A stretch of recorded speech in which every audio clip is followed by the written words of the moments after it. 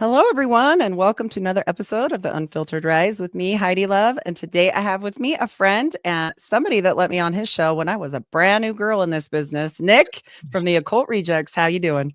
Good. How are you? Thank you very much for having me on. I appreciate it. Thank you for asking. Yes, I was glad to host today. I'm excited to hear what you have to say because I know a lot of your stuff goes into a lot of my stuff, like as far as what we research, right? You know things on a practical level. I know things on a study it level. So You also I, have some experience with like, being exposed to it too, you know? That's true. True with the Mormonism and stuff I didn't even realize at that point. I didn't know I was practicing not only Enochian magic, but Solomonic magic, which I've learned along the way. So never know. Yeah. Never know what you're getting yourself into. Oh boy. The more I learn, I'm like, holy shit, what the hell was I doing? Oh, I probably shouldn't cuss, right? On lives. Yeah. Well, anyways, so I'll have to watch myself today. Well, I'm excited for somebody that's actually been through it to kind of expose this. And I know a lot of times you get frustrated with people that are kind of armchair, you know. Well, Yeah. you know, the reason I have a problem with that is because I'll be totally honest with you, the ones that really have no experience seem so dead set on everything being total truth that comes out of their mouth. Yeah, I always say this is my experience because I mean, I only know portions of what you know because I didn't even know what I was doing. And now I do know, but like I'm only a practitioner on accident, right? So, yeah, accidental practitioner. So I was like, well, I get where he's coming from because it's kind of like, well, how can you really know what somebody else experienced, right? Like, It's like I don't know, man. It's just, to me, it's like asking a doctor who deals with your back about, gynecological shit. It's like, right. you know what I'm saying? Like, why? Yes. Like, I don't just like, we have people that watched a couple of David Icke and Jordan Maxwell videos, and all of a sudden they got fucking gospel what comes out of their mouth. Oh my gosh, it's so true. It's rating shit people didn't hear because they just got into conspiracies the last 5 years. Yeah, no kidding. That's the truth. I mean, and it all depends on like I'm not saying that we owe this like okay, I get we're not supposed to worship anything. We both escaped, like we're both out, we're good, but like also at the same time you have to understand like when we have been through some things, we are going to know some things. And then I always go to books, because you're never going to find the answer on a TV. I don't know, unless it's a book on tape or something, right? I don't know. I know you're big into books, and that's why you started the Occult Research Center. So that, yeah. So maybe speak a little bit on that too, and let people know what you've been up to, what you're doing, what you got. Yeah. The Occult. Well, first off, the Occult Rejects. That is a podcast. It's me and probably about 8 other people, maybe even more by now. We got that. That's on BitChute, Rumble, YouTube, and all major podcasts. And then we do have the Occult Research Institute.org. That was something me and my co-host Lisa started. But it's really more or less it's really a place for the people that are on there to kind of shine. We have a lot of people that are on there. Most of them are all Occult Rejects. But the people have posted tons of different stuff on there. There's people who have actually published papers in the scientific community that are on there. So I would highly check that out for information. There's a lot of old books on there. There's a lot of old occultists on there that you can, learn about and maybe get an idea of what they were trying to say. There's a lot of information on that site. I love that. I love that because, when you're researching this stuff, sometimes the books are hundreds and thousands of dollars, honestly, and so the papers are critical. The authors are critical. One I really love and helped me so much is Dr. Stephen Skinner. I always say, this isn't me. Remember him? Yeah. Oh, Dr. Stephen Skinner. To understand Solomonic magic, I had to I knew what it was to me. I didn't understand what it was. You know what I'm saying? Like I knew my interpretation of it. I knew what I was doing with it. I knew all of that, but I didn't know what I was doing. So to understand that, I had to go I had Dr. Justin Sledge on from Esoterica. And I've been studying, Dr. Stephen Skinner, which I have been in contact with him and talking with him for quite some time. So I'm hoping he'll pop on, but he said yes. So we'll see. You know how that goes. You never know. Awesome. Yes, yes. I'm I'm just like, keep hope, looking hope, at hope. Steven Skinner. That's so wild. Yes, Dr. Steven Skinner, I think, for his Solomonic magic stuff, it's just critical. And, that doesn't mean all magic, right? Like you said, here again, we've got the spine doctor talking to the gyno. I'll tell you what happens as an ER nurse. This is exactly what happens, you guys. The girl comes in with any kind of vaginal problem and they're like, I gotta go. And they go get somebody else because they don't know what they're doing. They're like, it's a woman. That's what they usually do. It's a woman. Yay. They don't know what to do. And Yeah. that's very much the same, right? Like that's the same. So I'm just like, well, and excuse my little crazy voice today, you guys. The asthma got me. So hello, everyone. Everyone in the chat, I appreciate you guys so much. And I'm so happy you guys are here to watch. So Nick is got more than just, an accidental experience on this. His is really purposeful. And I think where it goes, where you see this stuff going into and what you see is really important. And I just love it. So I'd love to hear some of your experience. What led you into this series? Well, yeah, I'm gonna be totally honest with you. It's just when it comes to, well, first off, this is something that I wanted to get into eventually on the Occult Rejects. I just wasn't sure when or how. There was a lot of things I wanted to cover that were a little bit deeper in topics than the usual that was accepted or even going on in the podcast community. So I wanted, I guess, try to tiptoe myself there. But like even when the Occult Reject started, me and Lux, we did have ideas of wanting to go into the experience of crossing the abyss, eyeball and brain stuff. Because I do think, and I want to say this right now for the people that are listening, your fans and people who listen to me, I'm sure they've heard it out of my mouth 10 times, but in case they haven't, I really highly, highly, highly suggest for people, please, to actually look into the eyeball, start learning how it works, and look at pictures in different angles, different types of ways of looking at it. Because I'm telling you, there is a lot of occult secrets and symbology in there. It is that's part of the secrets of secrets, for real. Yes. So, like I'm trying to tell people to please go look into that stuff. Well, isn't it curious that you see celebrities that have been supposedly overtaken in occultism? Have you ever seen an up close on, let's do an example, Lindsay, from the Mean Girls. I won't shout out her last name, but everybody knows. Yeah. Her eye color changed and we call it the dark eye, right? Like this happens. Mm-hmm. So whenever I fuck with magic, my pupils change. Yep, Pupil gets exactly. bigger and the other one gets smaller. And what would you do right before you have to do a big performance if you were in the occult, right? Like saddle up with some extra magic, right? Probably. I mean, I'll be honest. I've fucked with magic for the podcast. Yep. Why would they not do it for their shows? Exactly. So, I mean, like, I just think that people don't fully comprehend like how deep this can go. And obviously, like, I know I've read a lot of Crowley. I've read a lot of D, even D is more so. And this goes back further than him. Like he got his stuff from Al Kindi. So let's not play around. Totally right. Yeah.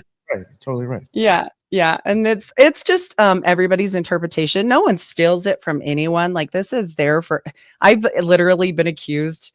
This is great. In Mormonism of stealing somebody's Solomonic magic. I'm like, you didn't write the book, weirdo. So don't claim stuff that isn't yours. Please give credit where credit's due. Yeah.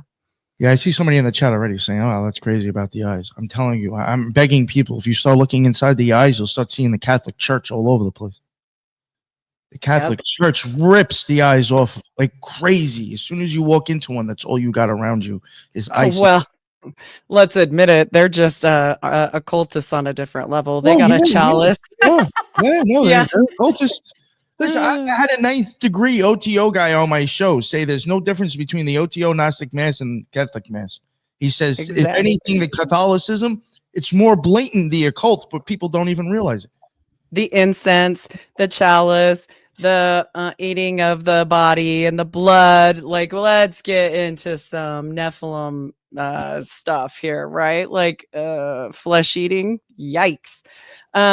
And, the Eucharist aside, I'm not bashing anybody's specific religion. Here's my thing. Everybody knows I don't do religion at all, ever. I think they're all corrupt by men who want money, period. Dot. Yep. Yo, I hate to do this to you. Can you give me 1 second to go grab a Of room? course. I'm Of so course. we're live. You're And good. I'm your whole 2 show. minutes. So, Yeah, yes. I'm a chatty girl. I'll chat to the peeps. So, all right, everybody. Nick will be right back. He had a little technical difficulties coming in. That's why we were a tiny bit late.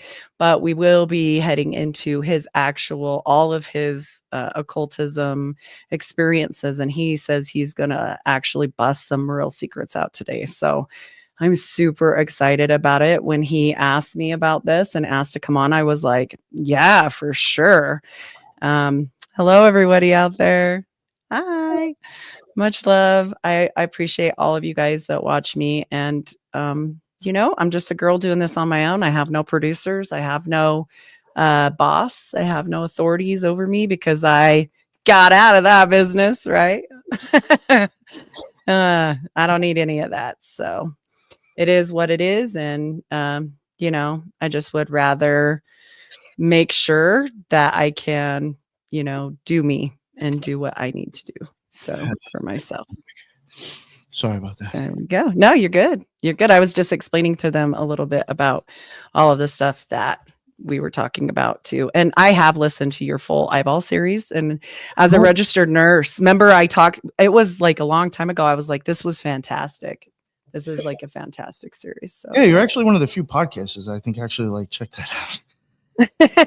Well, I am weird. I'm a weird girl. I like stuff like that, I gotta know. I think honestly, I hate to say it, I think it was probably a little bit too more informational for most people. And that's right. But it went beyond like a meme. Yeah. It was very biological too.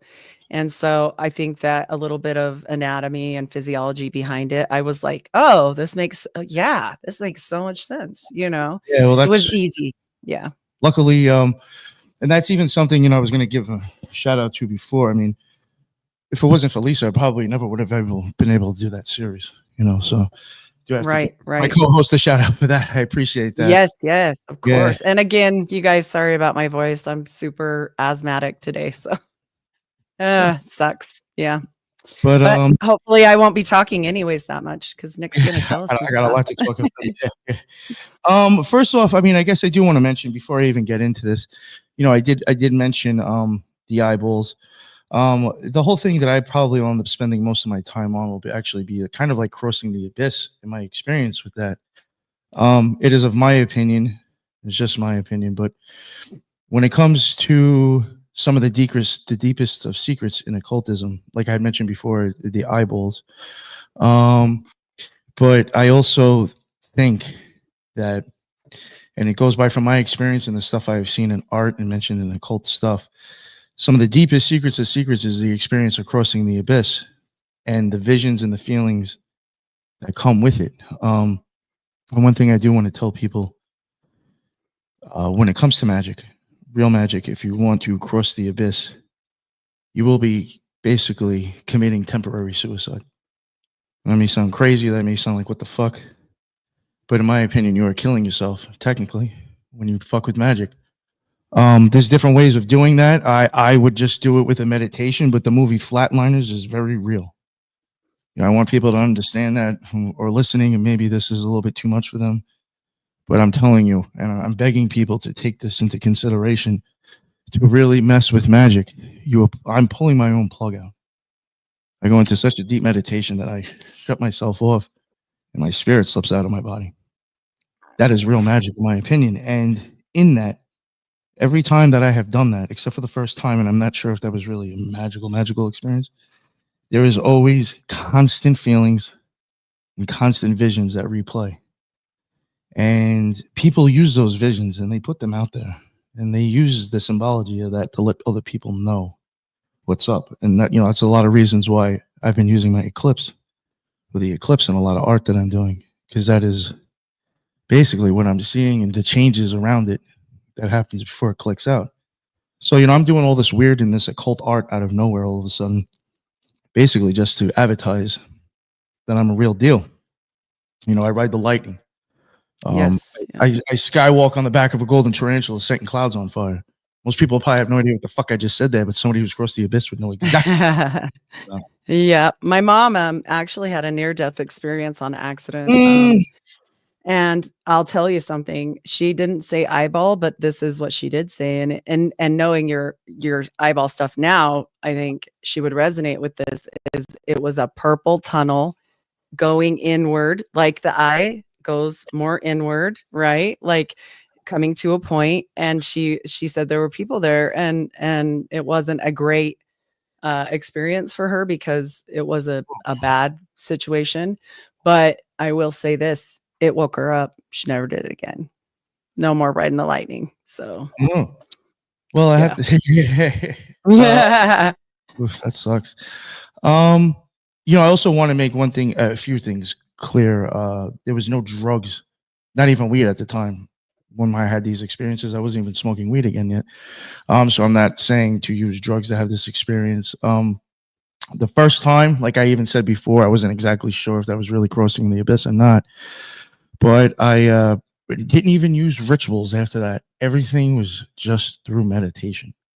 So I'm not promoting rituals. I'm not promoting drug use. I am not a member of any secret society. I'm not here to advertise joining secret societies. I'm not here to advertise in this conspiracy community to, you know, make fucking the OTO or the Freemasons great again. I don't know where the fuck that's coming from or how the fuck that's even possible to even come out in the conspiracy community. How in the hell in the conspiracy community are we accepting shit like that is unreal to me. Yeah. Make Freemasonry great again? Like, what the fuck? You're gonna promote joining secret societies now in fucking podcasting, and motherfuckers who just want people to fucking promote them and help them get clicks will suck their fucking ass and go along with that dumb shit. It is unreal what people will agree to just to have friends and get clicks. It is fucking insane. I don't get it. I mean, honestly, we know that there's like infiltration in general in the community. It's not even a surprise anymore, I don't think. Like, you've been on this for, I don't know, when was that you got? Oh, years, I never told anybody to join the OTO. Get the fuck out of here. Yep. Exactly. So coming from somebody that's making it quite obvious, the only reason they're here is to fucking rape the community and to rape people's fucking pockets and push out fucking cartoon porn. What the fuck is going on? Are we all acting blind to this shit? That is fucking insane. People will because they're afraid that they may not be able to get on a bigger show because they don't go along with what everybody else fucking says. You're a bunch of fucking pussies. That's all that is. A fucking bunch of beta cucks. Well, and here's the thing. No matter, I will do shows with anyone, but I am not owned by anyone. Period. Oh, that's another thing too. I'll sometimes I'll have people on that it's just, I'll be honest, it's for my own fucking benefit. But I won't put on that shit. Right. Yep. Yeah, it's wild for sure. And I mean, and this is another reason, this is another reason why I'm covering what I'm covering, is because I'm going to be honest, and people listening. I'm reeling it in. Sorry, I was getting a little excited. There is a lot of shady motherfuckers in this community. And the reason why I'm coming out and doing this series is because I'm exposing magic. I'm exposing secrets of secrets, and some of the deepest ones. And they're not talking about it because they got thumbs on top of them. They're under somebody's thumb and they're slimy shills. And there's so many of them that are so taken as prophets in this community. You'll never hear this shit because they'll never want anybody knowing anything that actually means anything. Well, it's just different than, I think, the truthers, the original truthers, right? A lot of us came at this from a spiritual aspect. You know my story. You've had me on. Yeah, it's different. And as a mom of 6 kids, like, I never thought I would, as an ex-Mormon, be like involved in this kind of community, but they all accepted me and embraced me. And then when it gets to a little bit higher level, it feels different, right? It feels bought, I guess, for lack of a better word. Yeah. And that's unfortunate. I mean, you know, I had an experience with, I think, somebody different than you're referring, but it wasn't good, you know? And I just think that, you know, whenever you take from somebody and you don't put in like their links or their information or give their props for their, like, it would be like me going on somewhere and being like, all my study on the eyeball and everything I know, like, and I didn't say, I looked into this because of this person. Yes, it can be my information, but like, let's admit it, nobody's really put those links together. You would know what sparked the interest, right? Like, especially something that specific. Yeah, nobody else I know of in the community around me that I even mess with. Yeah, right. Yep. Yeah. So all of a unless sudden, I was like you and I had my own OTO experience and did this and knew this, like it would have to be very specific, and I doubt it. So yeah, I don't know. It used to be anarchists and, kind of the outcasts, occult rejects is called that for rejected, right? People. Yeah. And we all used to kind of be like that, but now it's a little bit different. It's kind of mainstream, to be honest. Yeah. With all the, yeah. I mean, I'm glad that we're waking up those other people for sure. And grateful for that, but it alerts things along the way too. So like I said, it's unfortunate. So yeah, with that, I'm hoping we get to at least expose real truths here and expose, and you're going to be exposing some Masonry stuff today, I think. Oh yeah, yeah, that was right. That was in speaking about the eyeball. Whenever you see a Mason doing that thing on the side of the head, that's because they're pulling. I'm sorry, I'm looking at the chat. I'm like, I know. Oh boy. You go like that. They're pulling on the hyaloid canal. You have a thing that's like a rubber band almost. It's like a little road kind of that goes in the back of your head.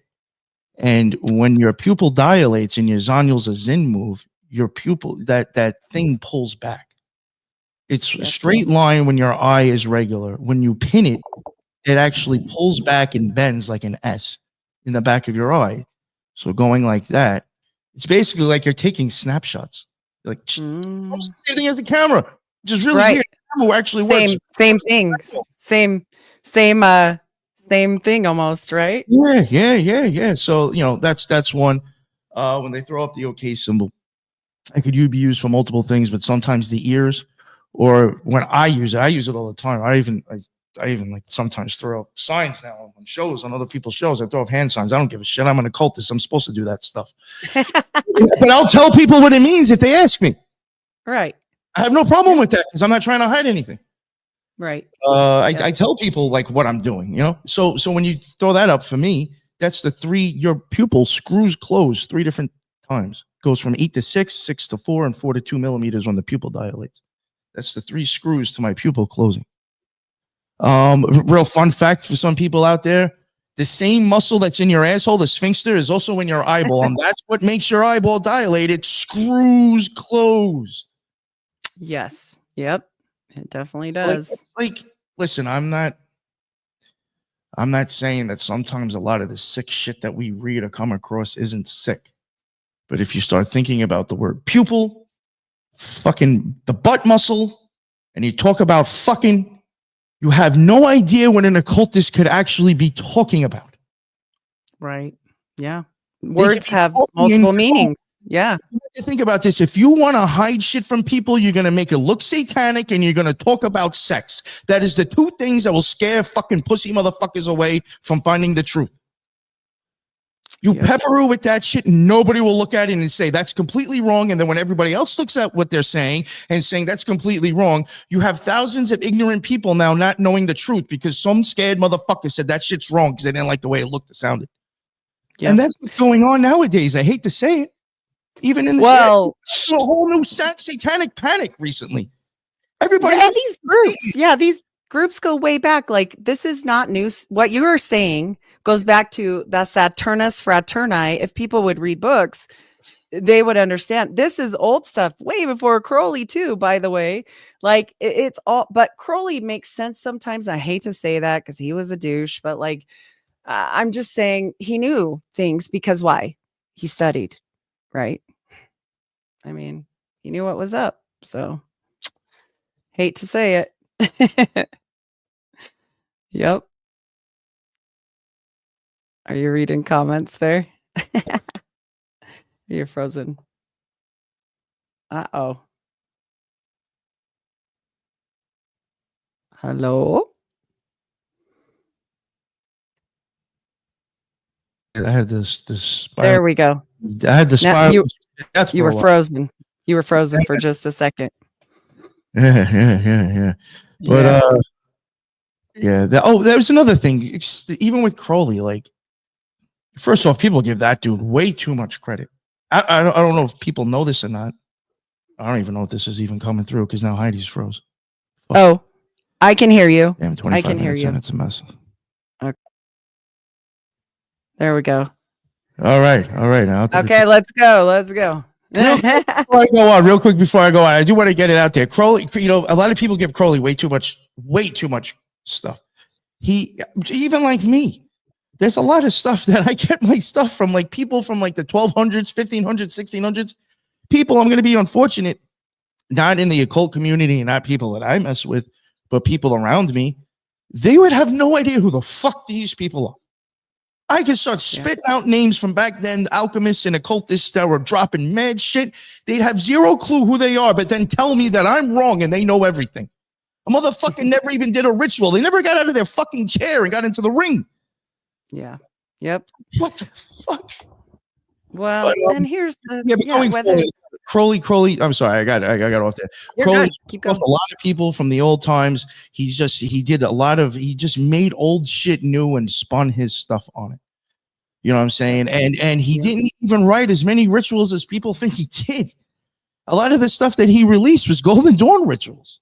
Yes. I mean, I hate to even say this because people might take it the wrong way, and I'm not promoting the guy. But in some sense, when he first got his name, it was because he was being a whistleblower and actually pushing out shit that he wasn't supposed to. Because he said every fucking person should have this option to practice magic. Yep. That was all that was. And people think that he wrote all those things. No, he just put it in printing and handed it out. He didn't write it. He was an elitist. He was an elitist that had the money to have the time to do it. Period. And then you even have to worry about that because, I mean, the guy was like, he was not CIA, but I mean, the guy was playing both sides of intelligence. So, I mean, he was. Who was really Aleister Crowley? There's actually a book called Secret Agent 666 about Crowley. I've talked to the author of that book, and it's a great book. You guys should check it. I mean, it's truth, who was that again? Who was it? It is the. Oh, I knew you were going to ask me. Let me get it. You know what the thing is? Get it. I think I had this guest on myself. Tell you the truth. Oh, he's great. He's actually great. I just don't want to quote his name wrong because he is wonderful. Dr. Richard B. Spence. And he's got this book out, Secret Agent 666, talking all about how Crowley was a spy. But the thing about Dr. Richard Spence is he's actually one of the people on the board for the actual spy museum. He's does like work with the History Channel. He's well researched and he's a professor of history. So, I mean, he's done his work there, and I think he probably is right with Crowley. So, yeah. Talking about Amon in your chat too. Fuck. That's another person. I'm sorry. They're very dangerous. It's a very dangerous person to listen to. That's all I'm going to say.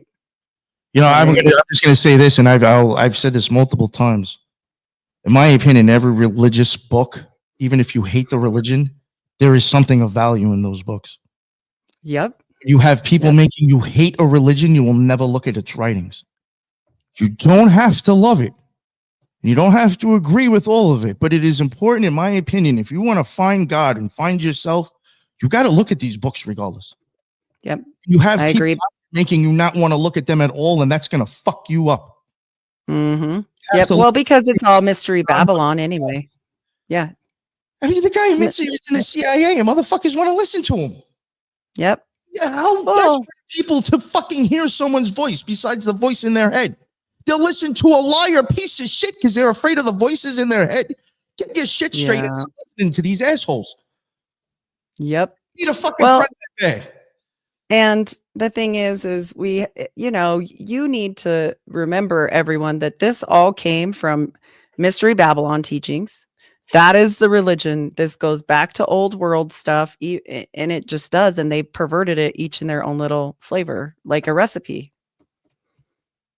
Mm. in my opinion. Yeah. All right, But so, crossing the abyss. let's do it. The fact that, and again, I'm glad you mentioned it before. NDEs. I highly suggest listeners to please go check out NDEs. Please, because if you listen to some of their stuff, you might actually be like, wow, that crazy dude on Heidi's show, Nick. But in my opinion, and the near-death experience or death, is a reality to practicing magic. I mean, you have to also think, they call it a rebirth. We take the rebirth as real, but not the death for some reason or something like that. No, the death is real. Yes. I think a lot of other things too is that if you start coming out and saying this stuff, I'm giving very little people a break on this one. Most of it's because they just want to be pieces of crap. And people will understand when I get to the end of my story why I'm saying that. But you come out and say that you died and you're still alive. I mean, it sounds like some Jesus shit right there. Who the fuck wants to come out and say that? Just start sounding like a Looney Tune. Right. I'm not claiming to be that guy. So, you know what I'm saying? I'll come out and talk about it. And it's just whatever. It is what it is. I think that people just, again, and I'm going to, stop harping on it, but I'll get into the whole story. But again, please, people, just please entertain the fact that you have to die to kind of have that experience. How else are you going to slip out of the flesh to have an experience in the spirit? It's just, that has to happen. So, getting into it. Again, whenever I have these experiences, there is always a visual that repeats. There is always feelings that repeat. And that's kind of what I'm going to cover here. From my experience, other people that have experienced magical effects, some of them have, seen the eclipse. On the mic, that might be all they admit. Off the mic, they might get a little bit more detailed. Of course, for what reason, I don't know. But, there are other people that have been on my show and people who are on my show that I've never mentioned their names, and it's up to them whenever they want to come out and admit it.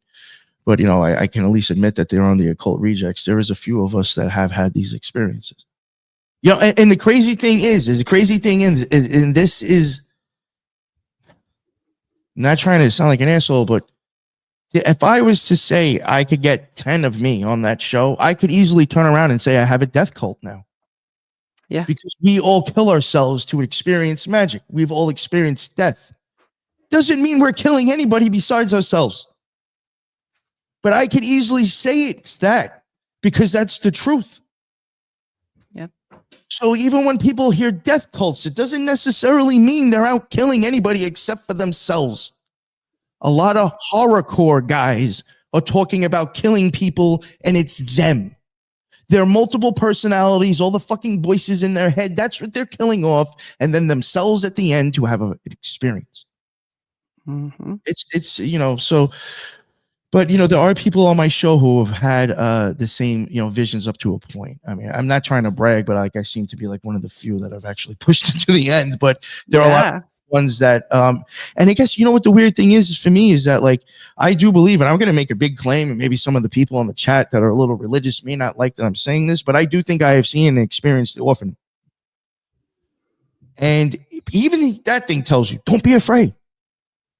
When I was seeing this beautiful sight, I just was like, yo, this is an amazing HD free TV movie going on in my head. So I was just like anticipating what's coming next. I never feared anything. Because I was like, yo, this is crazy looking. I'm seeing this with my eyes closed. And I was like, wow. And then all of a sudden, it just, all these different things happen. And I'm like, this is crazy. And then, like, bam, and then I'm somewhere else and waking up feeling like I fucking, I need to go to the hospital. But, so like what I'm saying is that it is a common thing. If you were to start looking for eclipses in, symbology or on stuff, you'll start to notice that shit is everywhere too. A lot of 80s and 90s music and rock. It's Journey has that shit on like every album cover. Who's like fucking Journey? But all of them. Yeah. A journey to where? Or black hole sun, won't you come? You see, that's the whole thing too. You think of like, Yeah. Toth, or like, all these other, these people that are associated with the hero's journey. So now you got Journey and you got Eclipses and Beatles all over that shit, and nobody thinks anything of it. But as me as an occultist, I'm like, oh, okay, I know what they're saying. But so again, I also just want to reiterate, no drugs, and this is purely meditation. So I would normally, the first reason these are meditation experiences is because after the first time it happened, believe it or not, it was so weird to me. It was just like unrealistic that I was like, yeah, I think maybe I should actually stop messing with this stuff. I'll be totally honest with you. At first, I was like, yeah, maybe like some weird shit's happened and I'm not exactly sure what it is. So like before I move forward, maybe I should either figure it out or just try to forget that it happened. So I'm like, you know what? I think I'll just stick with meditations and chakras. What could go wrong there? Yeah, you went very Martinistic on that one, huh? You like jump out and totally honest. Yep. I wimped out and I was like, yo, I'm chilling on the rituals and I'm bringing it back to basics. This was even like a thought in my head. I'm going to go back to the basics. So this is like maybe like a week later, maybe even less. And I think it's like again, it's like even the first time too that I even went back to doing anything.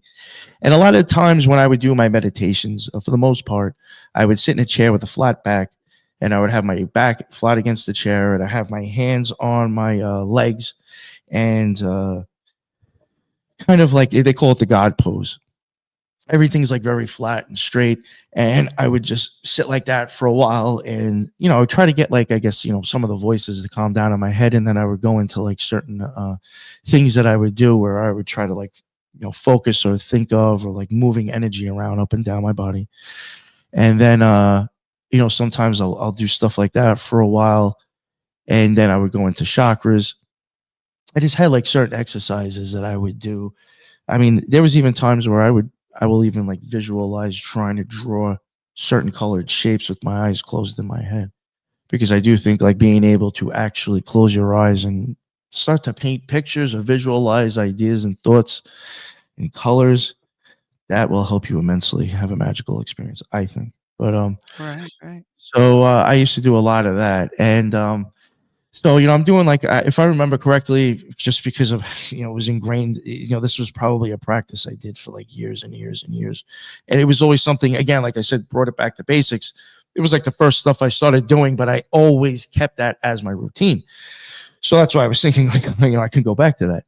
So if I remember my routine correctly, I probably, went through the whole thing of just like picturing light going down my body and coming back up and trying to feel like energy flow. And as crazy as it is, for me, my experience, when you start doing that enough, when you have your eyes closed and you're trying to envision where you're moving the energy, you will actually feel it. That's just my opinion. You'll even feel the heat, like moving where you're visualizing. And I would even, feel that sometimes with chakras. I definitely feel them. So I would go into that one energy thing, and then I would kind of go into chakras. And then I remember that the first time when I had that somewhat of a magical experience, I remember putting a lot of pressure on my pineal gland. And I also remember I had my eyes closed when I was doing the ritual part. And I guess I'm obviously I'm meditating, my eyes are closed, and something reminded me like, oh, let me fuck with my pineal gland again. I don't know why, because like doing that is what brought me to the experience last time, I think, or kind of something like that. So I started to, people who work with chakras, if there's anybody who's listening, I'm sure they will understand that my opinion, you can feel like these little spinning spheres, or like, Tasmanian devil going around. And I was like focusing on my third eye and pushing it. And with my eyes closed, and I remember when I was doing that last time, it kind of got like really, really, really dark.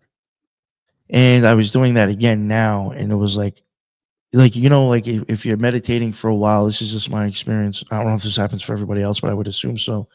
Especially if you got like the lights out or whatever. It's gonna, like, for me, it gets darker after a while. I don't know what it is. Maybe you get used to just the lights being out, your eyes closed, or whatever. It just starts to get darker. So, at this point, I've been doing this stuff probably for 20 or 30 minutes. And it gets dark, and I start pushing on my pineal gland, and then, like, it almost looks like as if, like, somehow oil that's like blacker than what I'm already seeing, like, starts pouring out. Or, like, I've even said, like, maybe if I thought I was looking at a black table and looked down and, like, blew on it, and, like, in the middle, like, all the dust moved out, and it was even darker than dark underneath it because it really wasn't clear or clean. It's so hard. That's another thing I have to say. And that's why I think you have tons of art trying to depict it, because it's, like, almost impossible to explain. But, like, from my experience, when it comes to trying to even explain crossing the abyss, it's almost like impossible in words, because there isn't ways to describe, like, what you're seeing in language. So, like, I may have to refer to, like, a lot of weird things just to try to explain what I'm seeing. And this is one of them. Again, like, it looks like, again, oil possibly, like, flowing out on top of something that was black, and it looks blacker. And there'll even be almost like these thin, bright burning, like, colors, like, around it, almost like an oil slick. If you see it in the road, how it has that rainbow effect to it around it, that will be there, but, like, very faint. And it will start to, like, kind of, like, fill up the whole thing gets, like, really dark. And then sometimes it's fucking beautiful to watch. Oh my God. It almost starts to look like it's like a black silk, like, moving ground. And it almost like black water. But the thing is that weirds me out is that I do wonder, it's like, is anything moving? Because if you were to just play with light and shine it on something, you can give the illusion that it's moving. Right. So, like, I don't know what's going on inside my head. I'm just thinking maybe light's moving around and I'm catching something that makes it look like it's moving, but it looks like this moving black, I don't know, it's just black silk flag or something. And then all of a sudden it just stops. It gets, like, real fucking quiet. And then, like, in the middle, you see this white dot start to show up. And it gets, like, really bright, like it's a burning star in the sky. I mean, it's just bright as hell. And you start to see, like, it's almost like these curvature things that would, I guess, if you were to look up in the sky and see the clouds, like the outline of a cloud, kind of like curved and all over. And it looks like 3D layering, like almost like those viewfinders. I don't know if you remember those as a kid. Yeah. Kind of around the same age. We would, Yes. I'm guessing. I mean, sorry if I'm heading on time. I'm sorry, but I'm just. No, I think I'm older than you, possibly. Oh, okay. I'm 48. Yeah, 48. Okay, all right, yeah, I'm 46. Okay. So, Yep. all right. So, yes, you know what I'm talking about, the viewfinder. And you know how it gave, like, that 3D effect, because I think there was, like, multiple layers of stuff in there. That's exactly how the stuff looks like around that glowing white dot. And it starts to get bigger. And it starts to come closer. And all of a sudden it starts to, like, that white dot, all of a sudden black starts to, like, show up in the middle of it. And then it becomes like an eclipse. And it starts to get bigger.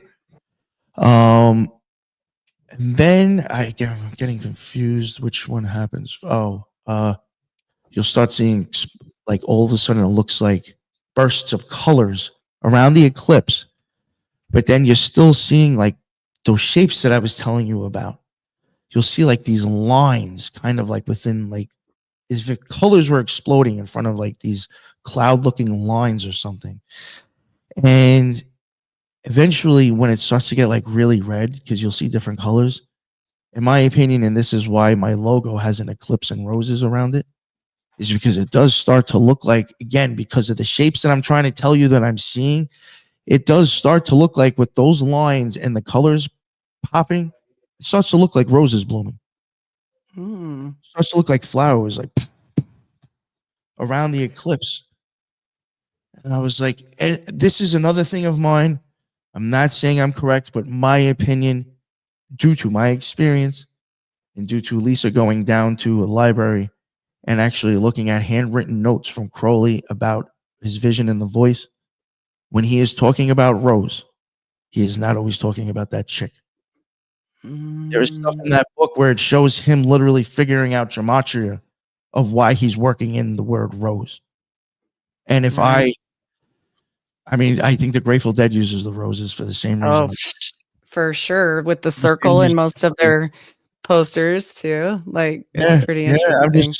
I'm even saying, like, I even noticed that they do that, and I thought the same thing from my experience, and that's I'm gonna see. Look, talk about Crowley ripping off people. I just did the same thing with the roses and the Grateful Dead. Yeah, you know what I'm saying. But to me, it made sense because I was like, it looks like that in my experience. So I start to see that, and then after that calms down, you get the Rainbow Bridge that everybody talks about. Sudden, you will start to get out of the fork. This is really interesting. I want people to hear this too. Pay attention to what I'm actually explaining. You'll get 4 cardinal directions. You'll start getting these lines of color coming out. Now they bend and start to spin. They don't go straight and make an angle, but they do bend and start to spin. You will have red, blue, green, and purple coming out and spinning, looking like a swastika, in my opinion. And you get all this spinning and all these swirls just coming down at you. It almost looks like like these colors are so thin, and it looks like it's like lasered on fire, bright. It's crazier than any neon color I've ever seen, and any of the colors I've ever seen at this point. I have not been able to witness with my eyes open. It is the most intense colors.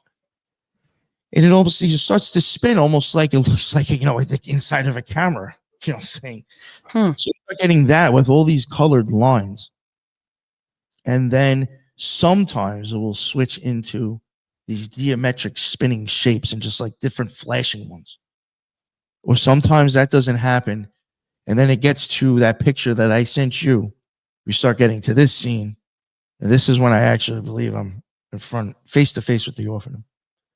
I even think in a sense we are the orphanum, because I think at this point what I'm witnessing is going up my optic nerve into my fucking brain. Well, back into my head. That's just my you have the eclipse and all that stuff kind of goes away. And then all of a sudden, out of the sides of it, you start getting, and there's 2 ways I can try to explain this. It looks a lot like movie reels, obviously without the punched out part to spin it on the movie reel, but it is these rectangles that are both coming down the sides, and they have like a very much a sepia look. I've actually wondered, believe it or not, from editing and making my own stuff and using effects, there's certain effects in there that I'm like, I swear people came up with this, because this is exactly what it looks like when you're crossing the abyss. That sepia look is everything in those windows. They look like windows. They look like cellophane sepia windows. I even think this is a bold claim. I think Lana Del Rey and John Lennon, when they're talking about cellophane skies, I think they're talking about this. Oh, that makes a lot of sense. It's very tinged, but you can see what's there. And you see it, just from my experience, it just looks like different scenes. I don't know if it's different times and places. There is one time I was kind of interested in it. And, when I'm having this experience, I don't have my body. It is just my vision. So it's like now when I'm watching this happen, it's almost as if like I kind of floated forward and then like turned sideways to look into one of the windows, or whatever these things are going by. And I'm looking at it and I'm like, it kind of looks like Arizona or maybe a nuclear fallout. I don't know what the hell I'm looking at. It just looked like it was very barren and dead. And I'm like, that doesn't look like a good place or a good time to chill. So I was like, I think I'm good on that. And then right after that, I came out of it. And I was it in a desert at all? Was it deserty? That's what it looked like to me. I knew it. Like Arizona or fucking Utah or some shit. I was just like, either there was a nuclear fallout or this place looks very boring to visit regardless. Like there's nobody there, So like, why do I have any interest? And then this is something else.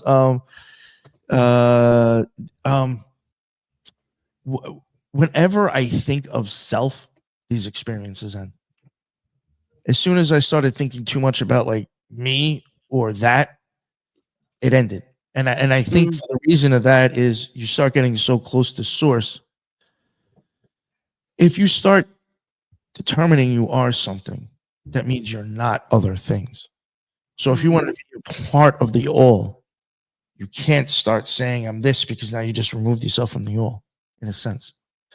So I do think that that's the reason why. But going forward, 9 out of 10 times I've never actually cared what was in these things.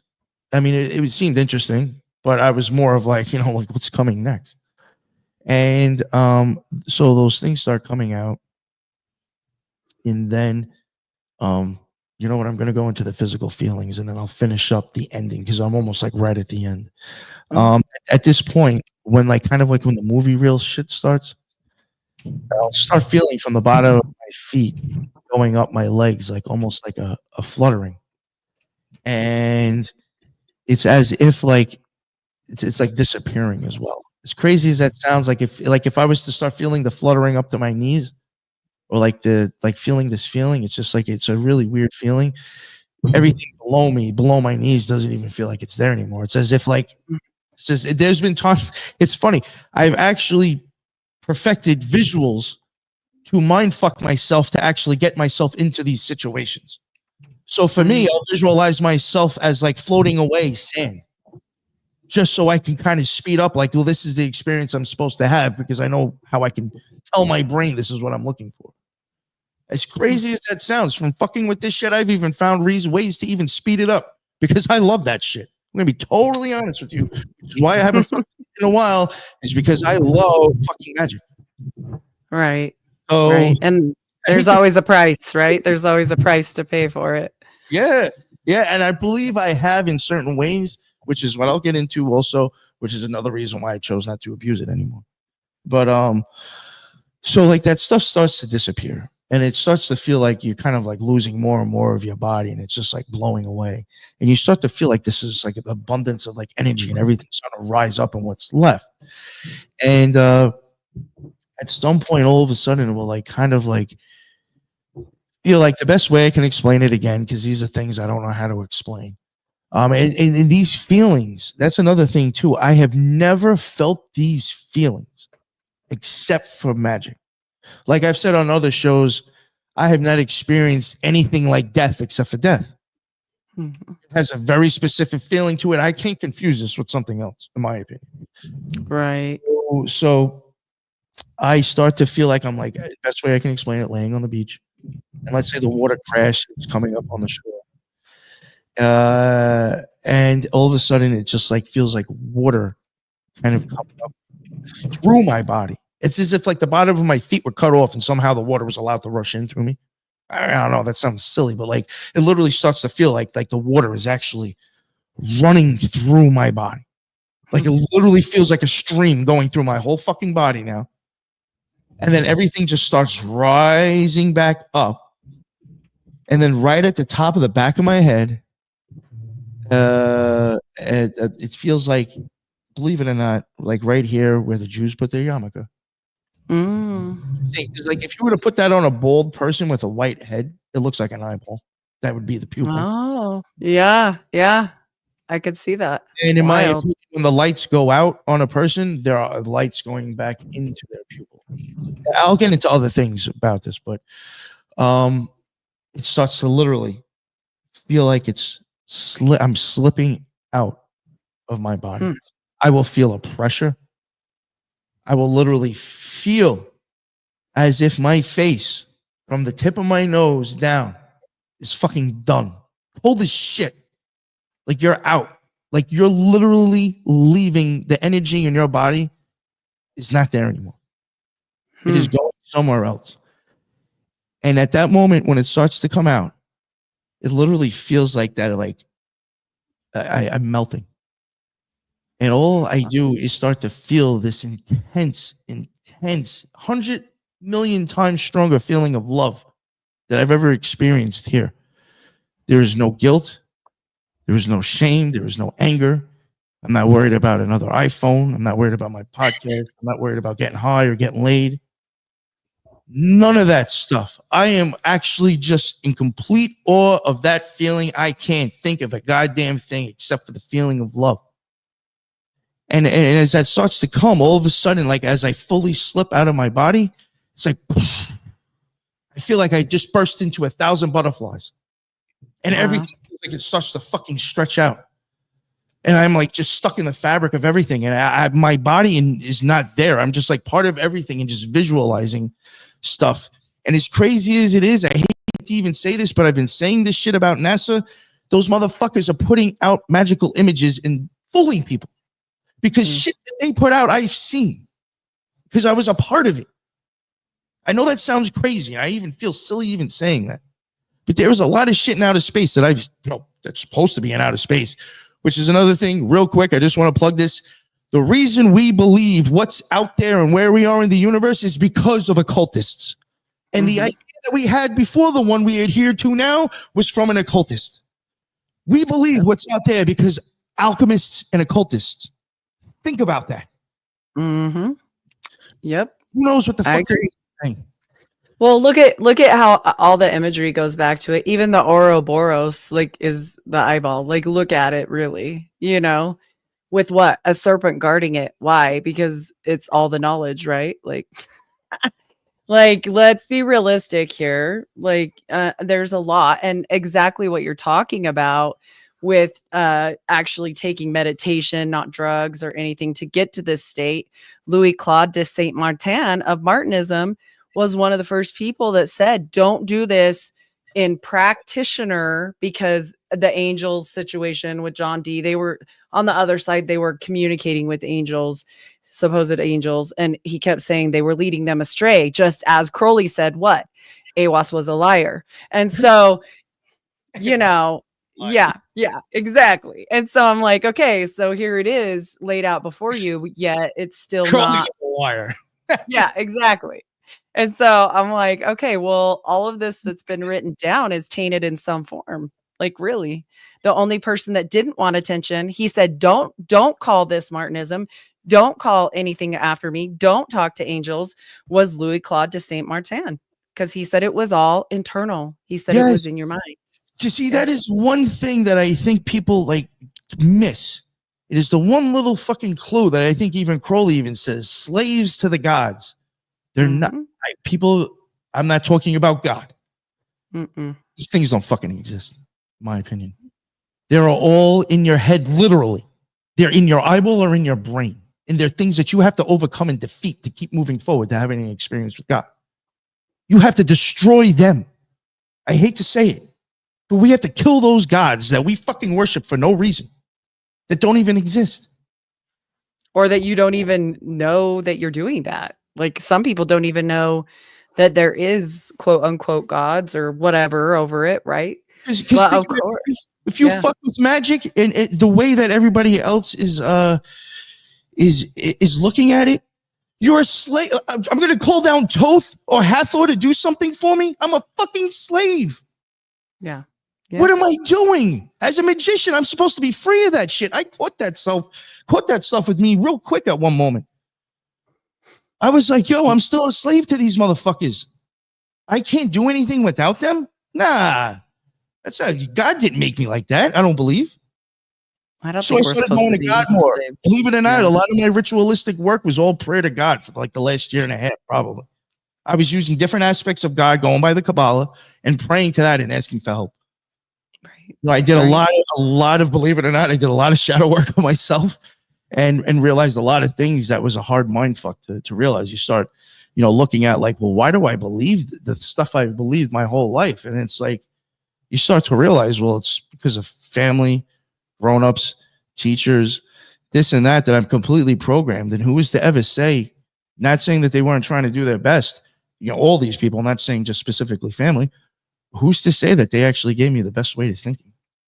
Well, and they didn't have the best way, right? Yeah, no, that's what I'm saying. It could even have been out of the best interests. But out of some of the best interests, I do believe I was instilled with some fucked up belief systems.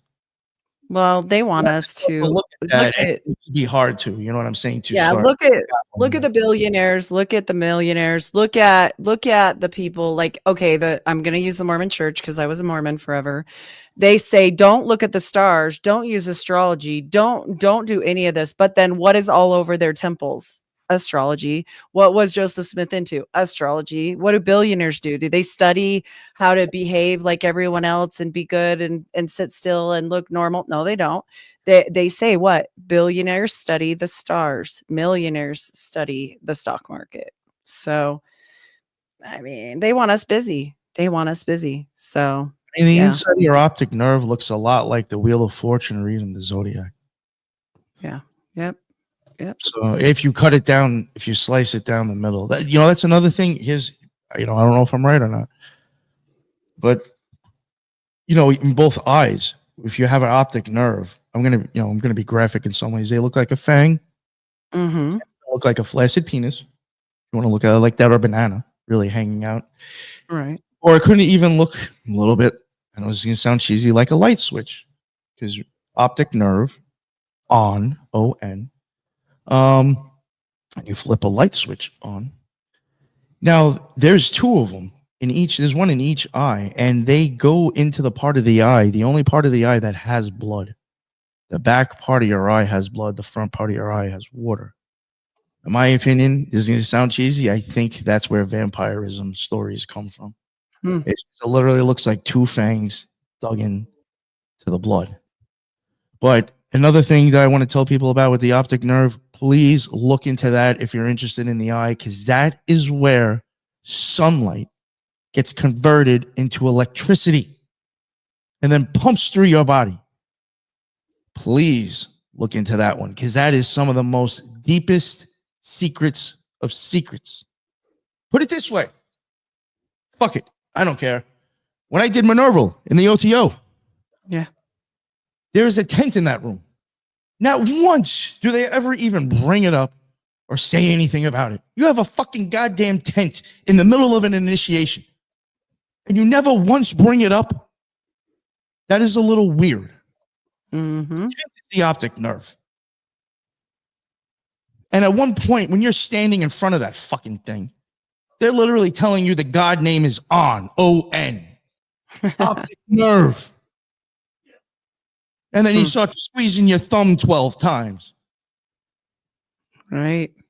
That shit's right in your face before you even fully join the OTO. And there's even people there that have said some of the deepest secrets of secrets is in your face in Minerva. In Minerva, you're literally looking at the back part of your fucking eye. That's where you're starting off your fucking story. Right.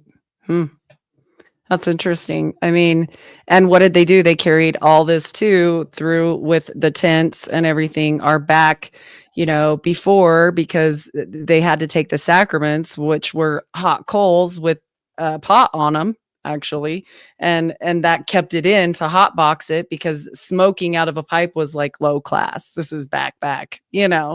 So, I mean, it makes sense that they would carry it through. So, yeah. Yep.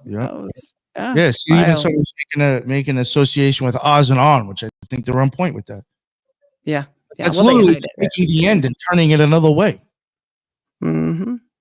Yeah. Yep. But the tent doesn't surprise me. Yeah. But all right. So so then I have so right before I start to slip out, I left that part out. You will have that eclipse, and those movie reels kind of like disappear. And you have, the black in front of the white. Now, you know how like normally an eclipse will go like left to right, or the moon wanes, whatever, right to left. It's like the black sphere is in front of the white one and pulls away going up. Okay. And it will start, my opinion. I wish I had it out here with me. I have a Toth. Most of the time, Toth has the same thing on the top of his headdress. It looks like a crescent moon and then a sun on top of it. That is exactly what I'm seeing once it starts to move. That image starts to pop up. What's crazy is that as it starts to go up, it literally looks like a circular eye opening up. If you think about looking at the black going up and disappearing, it's almost as if I was watching a circular eye even open up in front of me. And then they totally separate, which I believe, as it sounds crazy, you're pulling against the polarity in oneself. Because now I'm still pressing on this whole thing too. I'm pressing on my pineal gland. This whole time, I am holding that. Something snaps, and all of a sudden it feels like it shoots back and shoots me right in the fucking forehead. That sphere, when I pull the block completely away, that white sphere, I actually believe that is the whole archer.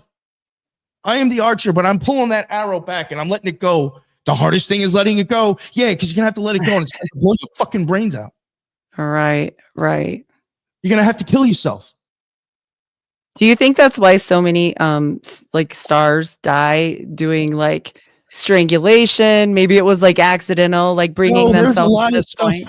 In my opinion, though, there's a lot of stuff that people die from. I'm like, oh, that was magic gone wrong. My opinion, a lot of people that are supposedly kill victims were just they tried fucking around with magic and died. Took People in pubs, either you just came back from a magical experience and you still slipped away, because that is an issue that I have had where it feels like I'm fucking leaving regardless if I want to, because I've been fucking so much. You're like sucked through, right? Yeah, I swear to God, there was one time when I was fucking around with it, when I was doing the Occult Rejects, it was like 3:00 in the morning, and I was in the fucking middle of it, to where I was willing, if I could have found, I would have went to a tattoo parlor and got a tattoo just to fucking feel pain, to know that I was actually here in this existence, because I was fucked up and screwed up, and I was like, what the fuck is even real right now? That's how fucked up and fearful I was, that I needed to feel something that fucking bad to know that I was alive here. That's real talk. I'm being totally honest. That could sound like some pussy shit, but for real, man. Because I kept feeling like I was going out, and I was like, I don't know if I'm out or if I'm here. Do you think that's why so many people feel like it's simulation too? Because they're messing with magic, and then the same thing, right? They don't know if anything's real anymore, right? This is why you get Kanye West acting crazy. He's abusing magic. This is why Joe Biden probably deteriorated, because that motherfucker was pulling his plug out constantly to try to win that election. Right. Yep. Yeah. Makes complete sense, because that shit will deteriorate you if you fucking abuse it. Look at how fast they age sometimes, right? Like you'll see them be normal and then they get into stuff, and then the next thing you know, they've aged really quickly, like fast, Yeah,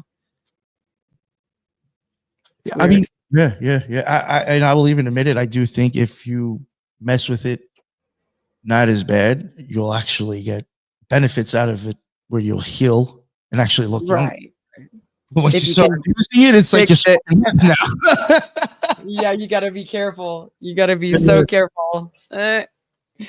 I mean, you never know what's going to happen one way or another, because we aren't in control of it at some point. I believe, that's why so many people slip away, I think. Yeah, but that is an experience I've had after messing with magic, is that, from my experience, when I did it like one time, 3 times within a week. So I was like, yo, this is great. And I was like, it was to do too. I just had to close my eyes at this point, and it's like, it almost like it was like instant. And I did it one time. I really started to feel shitty, and I started to feel like I was like almost like constantly slipping out. Like I was getting the feeling that I would feel before, like I blew up into those butterflies. And that is another thing. I'm not saying to disregard some of the screwed up shit that is associated with that.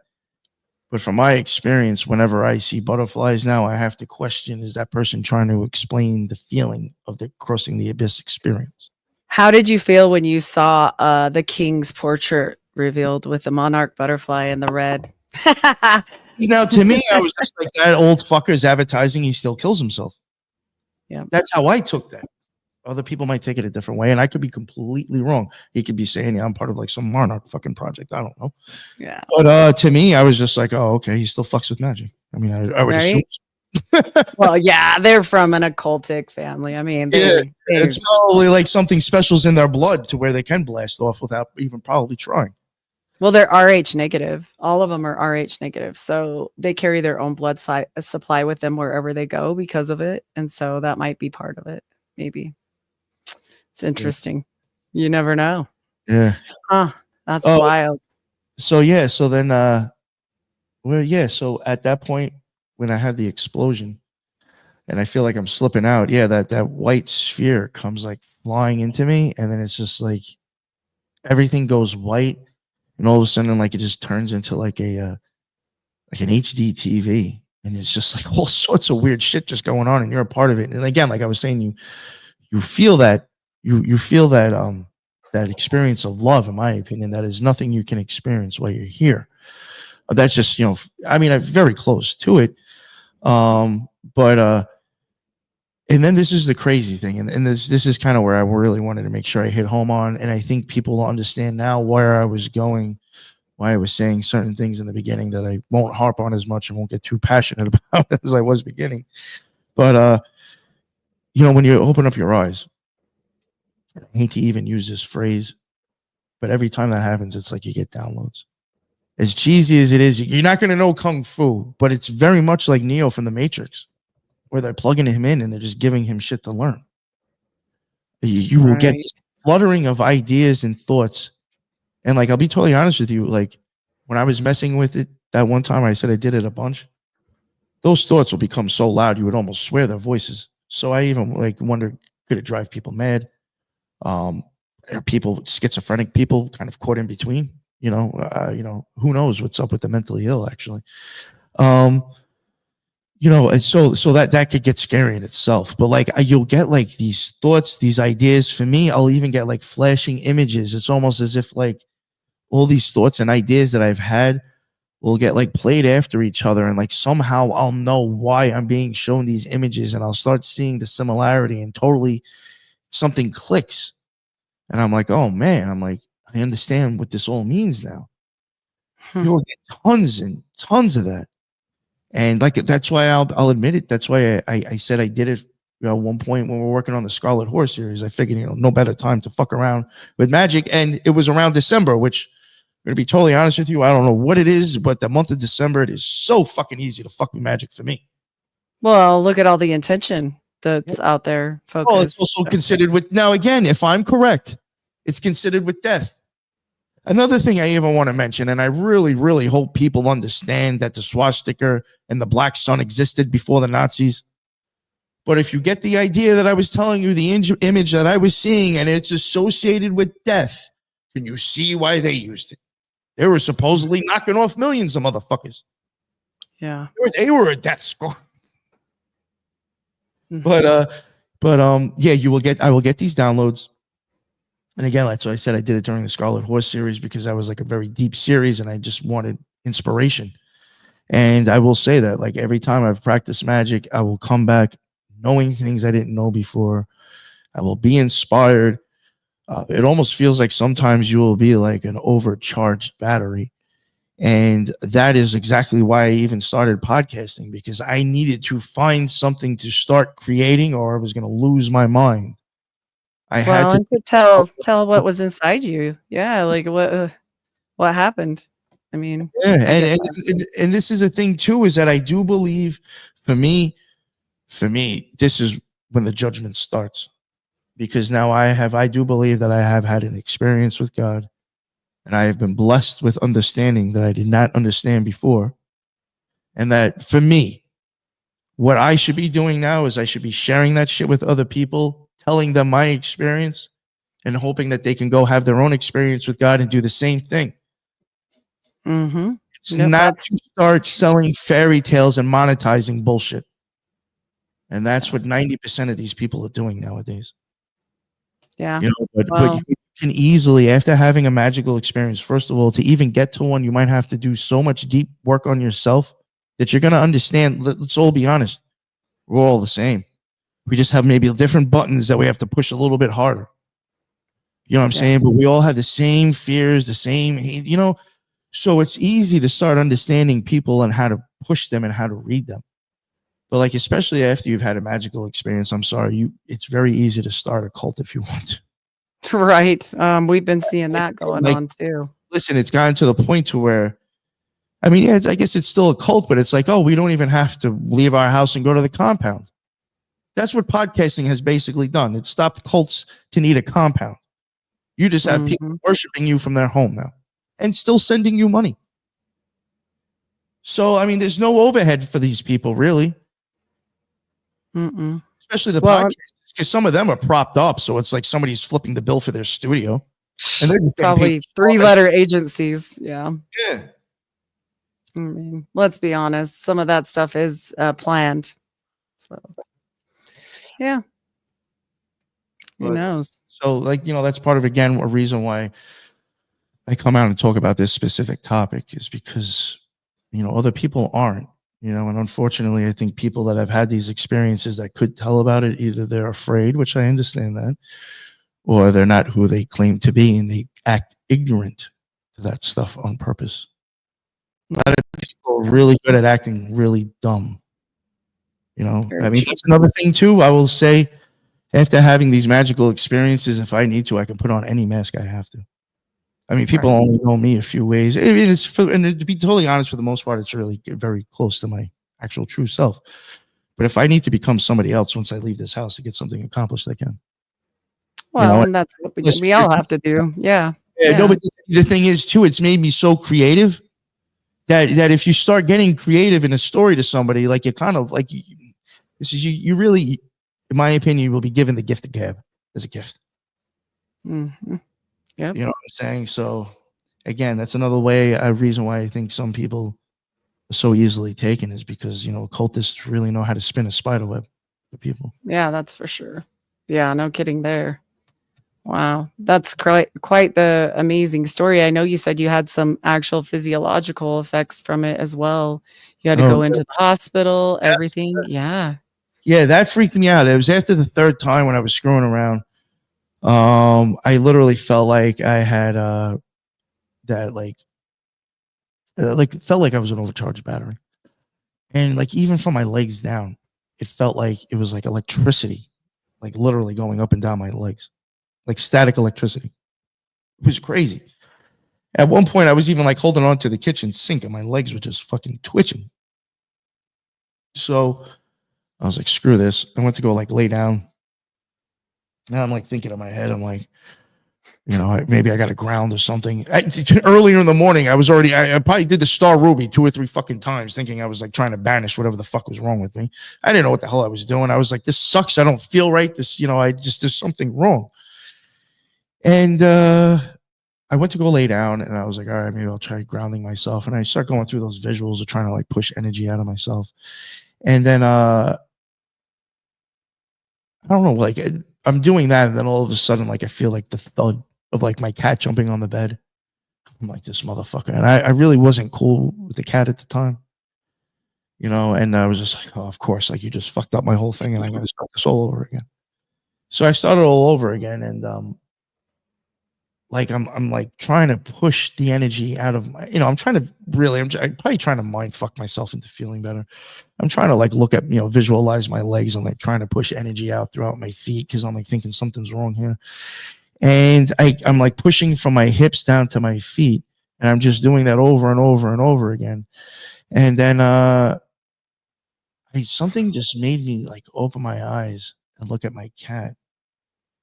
And she was like watching from my hips down to my feet every time I pushed it. Yo, and that freaked me the fuck out, actually. Oh, yeah, for sure. I was like, yo, come on. I was like, yo, so there's something there. You know, I'm like, now I'm just like, she sees it. You know, I'm like crazy. You know, so I did it a few more times and she kept watching. So I'm like, I don't know. That freaked me out. And honestly, I don't know if it was the fear or what, but like it literally felt like that I was like starting to go out. And I was like even like starting to feel like physically feel like pain. And I was like pretty much like almost in like the fetal position. And I felt like I was like, fuck, I was like, this is it. I'm done. Yo, as crazy as it is, within like a few seconds, I even analyzed my whole life. And I was like, you know, I can accept dying right now. I was like, I didn't do too bad of a job, you know. And I thought I was going out. And then like right before I do, that fucking cat jumped on my side. And like landed on me with like basically her legs wrapped around me. And it just totally took me out of what I was feeling and snapped me out of it. And I was like, yo, what the fuck? Did like she know? I even feel silly even telling that story. But there was some really weird. It was really weird, and I eventually started like feeling like okay enough to where I was like, you know what, it was only a few blocks away. I was like, I think I'm gonna go drive up to the park. I went up to the park and I was like walking around, and like all of a sudden I just started like feeling like that weirdness again, like just creeping over me. And like even my eyesight like started getting screwed up to where it's like it looked like people were like showing up in the distance through like light shooting out of the ground, and then they're like materializing into like 2D and then popping into 3D. It was like really weird. And I was just like, yo, like I'm like seeing shit that's like not normal now. And that like freaked me out. And I remember I went and sat in the car and just tried to chill out. And I was like, fuck, I was like, I don't know what to do. And I was like, yeah, I'm going to the hospital up the road. Fuck it. I don't know. So I went up there and I kind of like half-assed told them my problems. Eventually, once I got in, at first they treated me as like I was like having a stroke or a heart attack or something. They actually like took me pretty quick, and which freaked me out because I was like, yo, what are you guys doing? And they're putting me in a you know, just like think about like my whole paranoia going on, and I'm like, yo, what the fuck is like, you know, I'm trying to even figure out reality at this point, and all of a sudden, like these motherfuckers are putting me inside the machine and not even telling me what they're doing. So they did that. Eventually, I did kind of tell, I think, one or two of the doctors. At one point, there was like 4 people there. I think 2 of them, I kind of explained to them like what the situation was.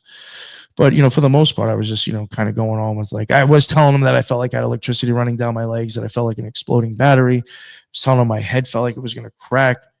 My eyesight was screwed up. And the thing was, when I went in, I didn't even realize, I had to have looked in the mirror, I guess, but didn't even pay attention. When I went to the hospital, and I was telling them about my eyes. They're like, well, your pupil is 4 millimeters bigger than the other one. Wow. Like, what? That's why you got doctors so fast, because that's a sign. That's a serious issue. So nothing wrong with that. I eventually, even 2 weeks after I got out of the hospital, I even went to a regular eye doctor, and they said, your eyesight's fine. You know, I tried to explain to them. I actually told this lady like the truth. And like, you know, she started drawing on a piece of paper. She's like, well, you can't look in the back of your eye. She's like, you can't turn it. Because I was like, yo, is there some way I can look in the back of my head and turn my eye the wrong way? Or so, because I was like determined that something was up with my eyes with this situation. Something was even telling me that after the fact. And then she was like, well, she's like, no. And she's like, I'll show you why. And she's like, this is how, you know, your eye works. And she's like, you get this light that bounces off the lens and then goes back in the back of your eye. And she draws this shit on a piece of paper. And I lift up my arm and I'm like, oh, like my fucking tattoo. And then she looks at my tattoo and looks at the piece of paper. And she's like, wow. She's like, you know, is there any way you could actually send me like your hospital, like paperwork and stuff? She's like, I'm actually very interested in this. She's like, I do believe there's a lot of stuff out there that we don't see but exists. And I was like, oh, I piqued her interest. I never fucking followed up, to be completely honest. But I mean, she had said that my eyesight was okay. And at that point, she said it was maybe only like 2 or 3 milliliters bigger. Eventually went back to normal. But, you know, anytime wherever I will say there's times, you know, I haven't fucked with magic, but maybe once a week or once every few weeks, I'll bring myself up to the point before the movie reels start, and then I'll stop it myself. And that does give me some sort of like inspiration and like some sort of passion sometimes. But, you know, it's very like slight, the experience. But yeah, you know, I had that issue. And then I also had my blood. My hemoglobin was, they say it should be between 13 and 14, I think. And they said mine was at I think 19.6. Oh, wow. And they had to give me a bag of blood and a bag of saline. And then I went back to a specialist a few weeks after that. And they took my shit. And they're like, oh, you're totally fine. They're like, come back one more time in a month. We'll take it again and see where you're at. I forgot what the term was, but doctors were telling me that they thought I might have actually had this situation that like sometimes people don't even know when it happens. So like, unfortunately, this might be something where you have to go like every month and get like this done because like it just happens to some people. And when I went back the second time, they said, your blood is fine. It must have just been some freak thing that happened once. Wow. never happened again. And I'm like, well, I haven't fucked with magic since then either. Right. I would definitely be And then you hear all the leery. stories about blood. I mean, that's even another thing. I'm going to make a bold claim. But like through things that I've like looked at, and eventually I think me and Lisa will cover it on the show. I mean, we have so many other topics we already have like half started, but I would like to be able to get to it. You know, when it comes to adrenochrome, we're kind of being given a fucking fairy tale to fucking chase. When there's tons of other stuff inside the blood that you can prove and can't even be censored because it's even science accepts it, that you can start seeing some weird occult shit in there. And if you start understanding, I mean, we have light plasma. What do you think that is in our blood? We have iron in our blood. My opinion, that are the original jail cells. We have veins pumping iron through our flesh suit that has us imprisoned in this reality. Because I'll tell you one thing, that is the one thing that really fucked me up too, fucking with magic. If that's real, what I experience is an option. Why the hell am I here? Why is pain, heartache, hate, anger, fear, jealousy, why is that all an option? When all that stuff doesn't exist and I can live in bliss with God. What the fuck did I do wrong that this is where I'm supposed to be now? Something's off. I done fucked up. Or something went wrong. To me. Or we're here for a purpose and you're meant to. That could be it too.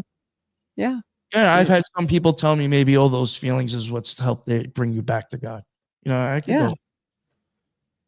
Well, because then you can tell, I mean, how many people can tell this story in reality, not just from a book or what they learned or talk to somebody else, like not very many, you know? So, I mean, take that for what it's worth, but you know, it's kind of important. And I think that it's important for people to see the other side of things because it is such a realm, right? We have to try to make sense of this. So, I mean, no way to make sense of it if everybody checks out that gets a little glimpse from beyond, you know? So, sorry, I was just one of those. I was acknowledging those two people fucking going on in chat for like the last hour. Jesus Christ. Oh, yeah. I know. Yeah, unfortunately, sorry that they're two of my fans, which I've never seen. I've never noticed argue before now until today. Yeah, the one keeps being extra. Oh, yeah. It's like, dang, just let it go, dang, let it go. Oh boy. Well, I love them both. So for the rest of it, with what you see, you know, coming up, especially where, you know, the new president's coming in, everything's going to be changing. Energy's going to be changing, and some things that go on. It's just it's interesting, right? Like, I mean, I don't know. I saw that handshake that him and Biden exchanged. I don't know if you saw that. Yes. Yeah. Finger right down the wrist and everything. I'm like, oh boy. I don't know. I don't trust any of it. No, I think that is who you really vote in. No, well, I think either way it'd have been a shit show, but like definitely at this point we're gonna be going down Jesuit lane. No, listen, I'm not. People should know I'm not a libtard. I don't like either side. I don't like either side. But I will say, after looking into Project 2025, I will say that is some weird, like almost Handmaid's Tale type shit. Yeah, it's scary. To me, it's like that sounds like what Handmaid's Tale turned into. It's definitely concerning when I see like you take Project 2025 and throw in another epidemic or some pandemic that all of a sudden makes people sterile, which could literally be the vaccines that we've taken, or not I, but other people have taken. And then you throw Project 2025 in there, and that's exactly what Handmaid's Tale was. Or at least the show was.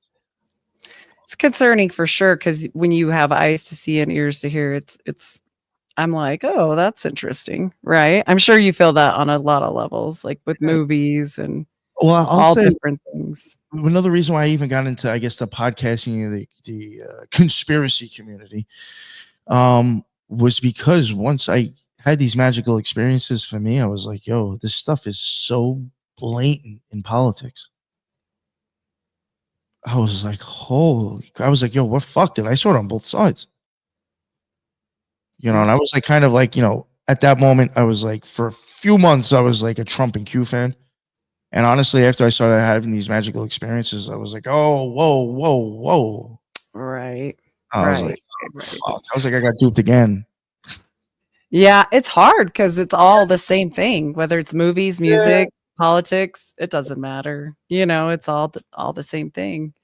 And being in a secret society before, I'm sure you know, like you see a lot more than most people do. So it's definitely worrisome. Yeah. Yeah. Say it ain't so. Yeah. I I wish it wasn't so, but know. I mean, hey, listen. At least I did do a 7-part series on QAnon to cover my back at least. Because once I I realized, I know. was like, oh fuck, this is really Harsh. It's harsh. I wish there was someone to save the day, but ultimately I do feel like it's a grand play, you know. Yeah. So do you think there's any external actual angel? I mean, I know you said they're in your mind, but do you think there is any actual spirits or anything like that that are actual, like in other realms Oh yeah, other I mean, than I believe that mental? probably happens. Yeah, Yeah. yeah. I mean, I just think even in the sense of just vibration or frequencies, Right. Right. there's something. I mean, this is like even another thing. I mean, you know, getting into the eyes real quick. I mean, just the sun itself, that's giving us coded information that goes into our eyeballs and then gets decoded by our brain and tells us what the fuck's going on. Right. Yeah. You know, so that's, Yeah. you know, how do we know there isn't things, you know, I don't know, that are around us that we just don't see? I've even Well, I wondered if know. Yeah. we started getting more eyesight than we normally have. Would people lose it because they'd be like, "What the fuck am I seeing?" Well, I find it interesting. Some of the people that became, you know, people that wrote books on religion had a fit of darkness. And you said you felt like this spinning darkness, right? And they passed out like Joseph Smith, like Muhammad, like all these people. And then they spoke to angels and then, or they were actually channeling it through black mirrors, right? Doing the same thing as you, where they were channeling and trying to really focus intention into one specific thing. And then all of a sudden we have all of these things pop up like angels are speaking to me, you know, kind of interesting. Um, you know, unfortunately, I even think I'm not sure if I really believe in angels to an extent. Well, what if they're not angels, right? Yeah, I think there's a lot of things that are used to explain different times, I guess, of a magical or just a spiritual journey.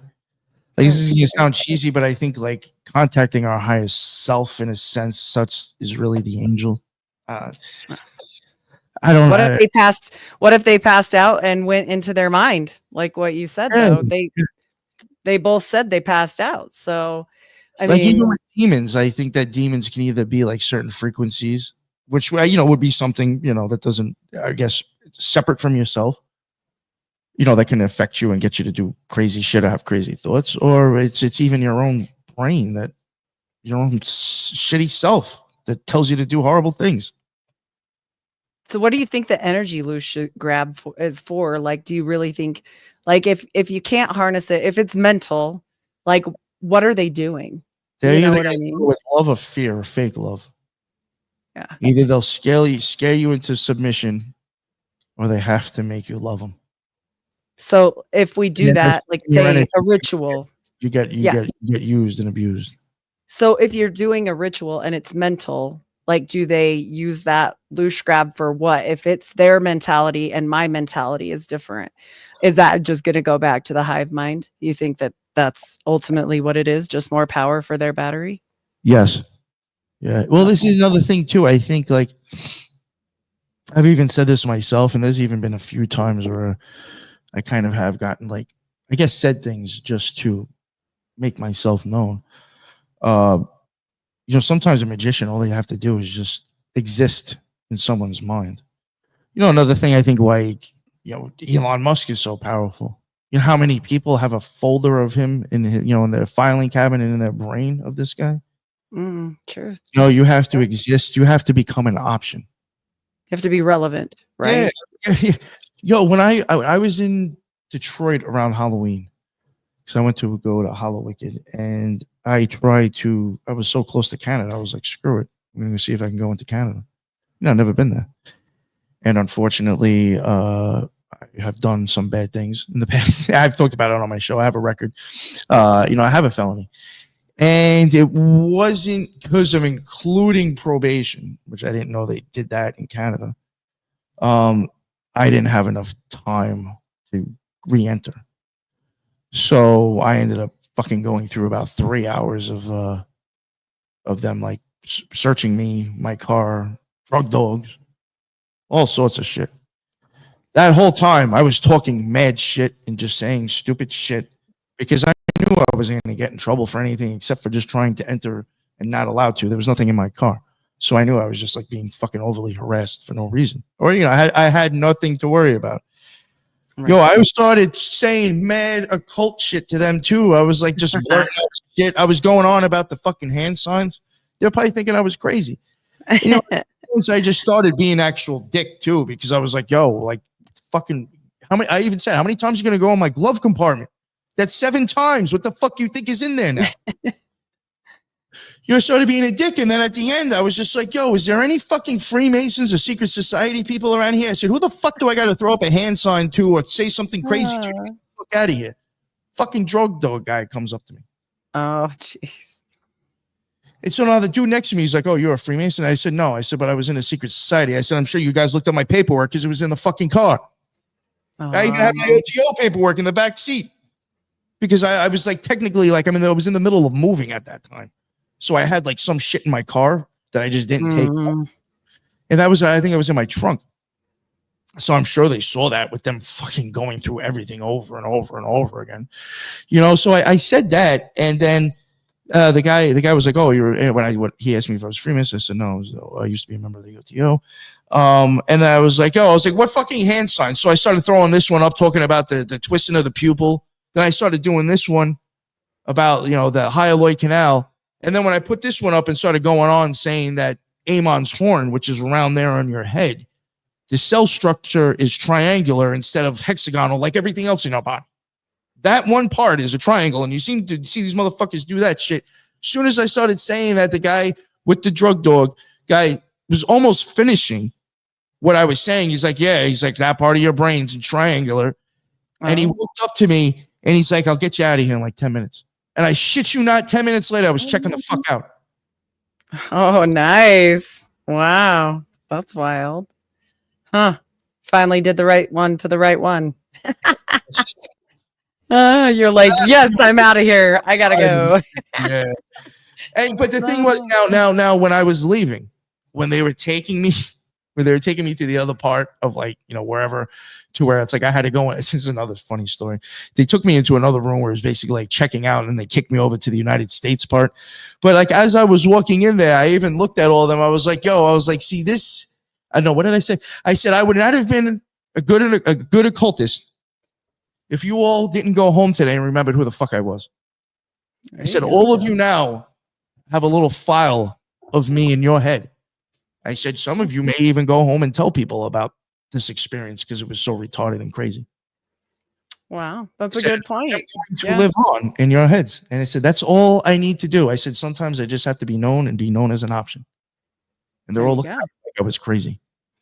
I have to ask you one more thing because Joseph Smith, I can't help myself, but these people that go a little crazy in the Mormon religion, and I don't know if do you know who Lori Vallow is? No. So she went crazy and they killed their kids and buried them in the front yard after, and she thinks they're happy and productive in their life wherever they are. And it was this horrible, horrific case. And I do truly believe they have something called the second anointing. And after you get the second anointing, you're elevated to basically godhood. You become gods and goddesses, priests and priestesses, which I find very interesting on the way they say certain things. Like they also use the words in older FLDS communities, Breuer, Sawyer. You'll recognize a lot of this, magical community. But I'm just like, this is a little bit strange. But anyway, after they get to a certain point, they kind of lose it, some of them, right? They like lose it completely. And she thinks her kids are better off murdered. But she had these telephone calls, and and her little boyfriend was this kind of famous, semi-famous book writer. Well, he talks about Jesus, and he saw him, and they all are focused on, you really need to probably have me on about this. This is about Yeah. near-death experiences. Oh, And yeah. it's all this near-death experience cult. Well, she kept saying to the guy about his near-death experience, and Jesus had blue eyes. She was hyper-focused about these eyes. And so when you started talking about the eyeball and I heard that case, I was like, this is super weird. And it was really a fixation. And actually, people with super pale blue eyes have a different internal inside their eye. Their actual internal of their eye is bleached albino inside. Like, you can literally tell if someone's a redhead or a true blonde with their retina. Their retina is like bleached. If you look it up, it's a real thing. But I wonder, if you've heard anything about blue, specifically blue eyes, anything about the color blue with the eyeball. I don't. I mean, I wish I could, because I have blue eyes. I'd love to be able to, come out with some crazy story and make myself sound special. I have wondered about that, though. I mean, even Kabbalistically, it's an interesting color. Right. Oh, yeah. Money magic for sure. Yeah. It's all about, yeah. Yeah, that, or there was even like, even the Nazis wanting the blue eyes. For sure. Well, actually, there's a quote. I'm doing a show on Hitler and the Mormons, and actually Hitler is quoted saying that Mormons are the ultimate Ubermensch because they didn't mix races. And so he said if he could have a whole country, crazy. A whole country full of Mormons, he would. And there's some really interesting ties. So it's a little bit wild up, but there's some interesting things there. And I'm always trying to connect dots because I truly believe in, religion is all secret societies. We've kind of established that, but I believe the Mormons are a very big part of agendas coming forward. Yeah. Bill Gates is now the number one owner of farmland in America. But do you know who number two is? The Mormons. That's right. They also own the most, I think, orange fields in Florida, too.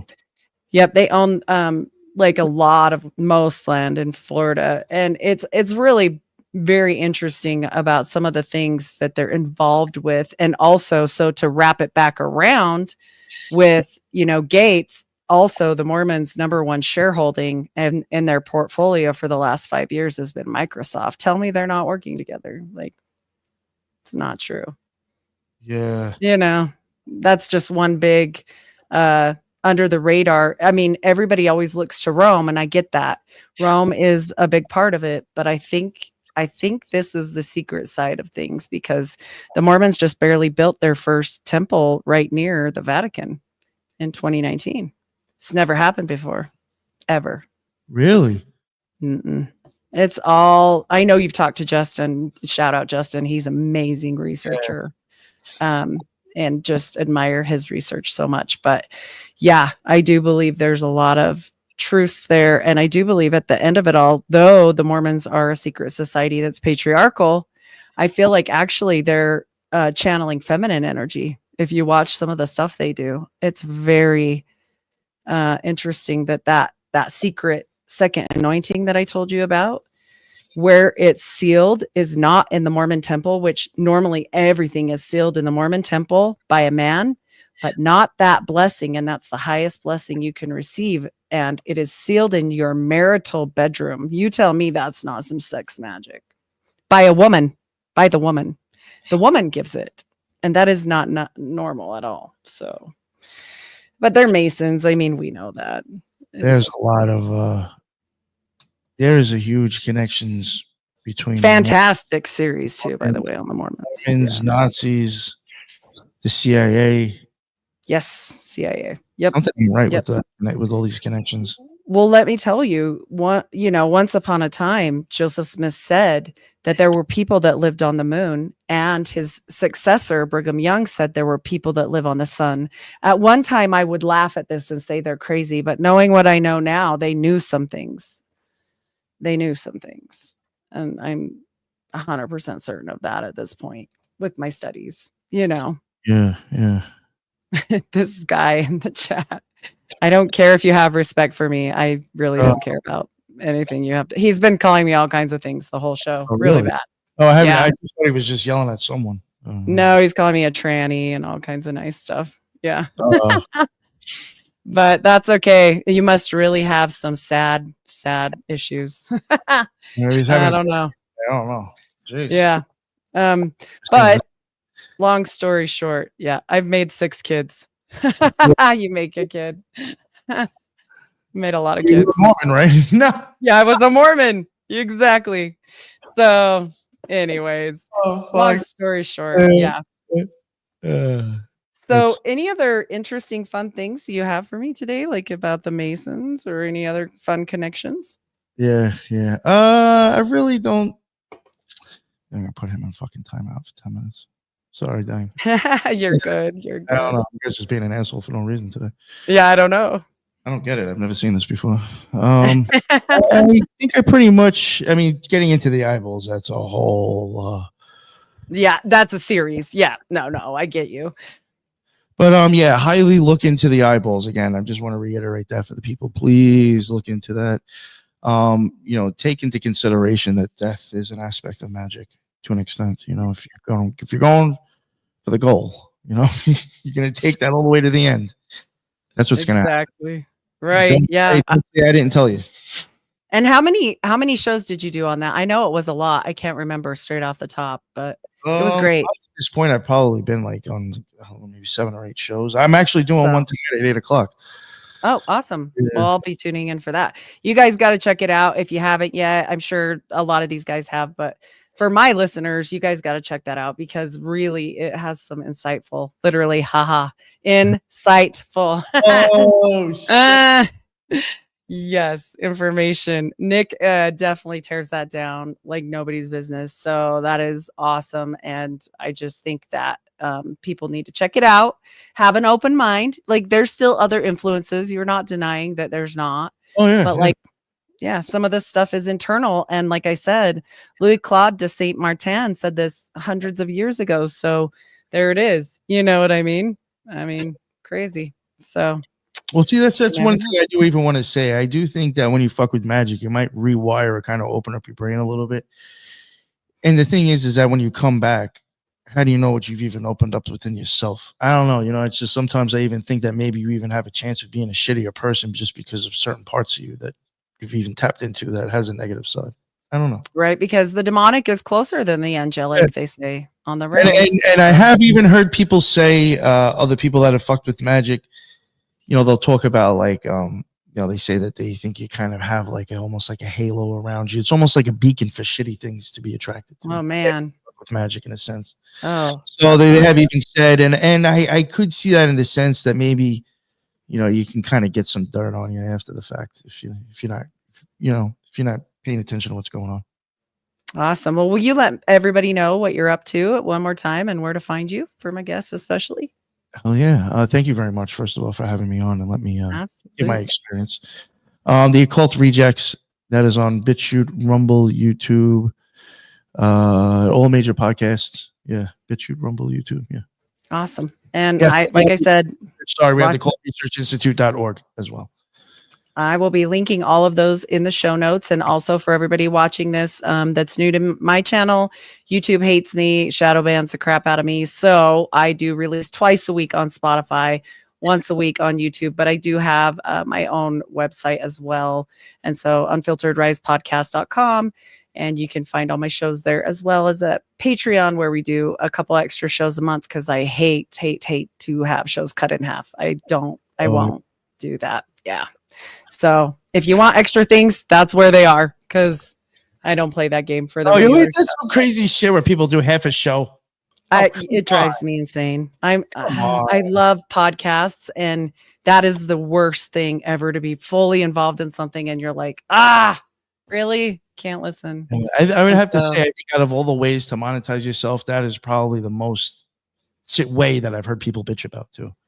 Like, Yeah. And I want to be fair. Like if you're going to pay extra money, then you get extra things. That's like the no, I only get fair that. way to do it. Yeah. Yeah. And anybody that I go on or vice versa, I just always make sure to put all their information in there because that's the whole point of this. Otherwise, why have a guest on at all? Like it's supposed to be sharing information. At least that's what I thought. So, but I am so glad to have you on today as a guest. Hope to do it again soon. And thank you so much, you guys. Thanks for watching. Bye. Bye.